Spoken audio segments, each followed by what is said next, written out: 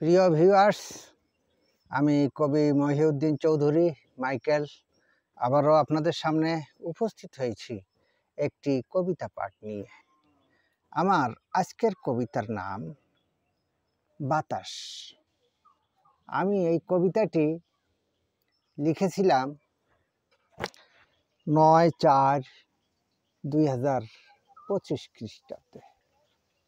আমি আপনাদেরকে পাঠ করে শোনাবো। তার আগে যারা আমার এই ইউটিউব চ্যানেলটি এখনও সাবস্ক্রাইব করেন নাই, তাহারা দ্রুত সাবস্ক্রাইব করে লাইক, কমেন্ট, শেয়ার দিয়ে পাশে থাকবেন, এই কামনা রেখে আমি পাঠ শুরু করছি। প্রাণীকুলের শ্বাস প্রশ্বাস, গরম ঠান্ডা শীতল বাতাস, কত দূষিত দুর্গন্ধ বাতাস, আরাম অনুভূত ওই বাতাস।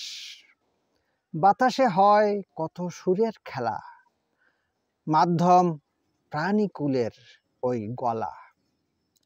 কত সুখ দুঃখের গানের সুর, তিক্ত টক মিষ্টি কথার সুর, হাসি কান্না কত কৃত্রিম সুর, কখনো বেদনা কখনো মধুর।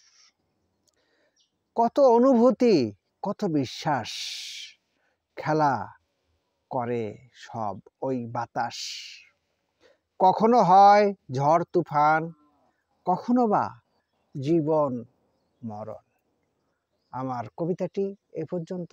সবাইকে ধন্যবাদ জানিয়ে আমি শেষ করছি। সবাইকে শুভকামনা রইল।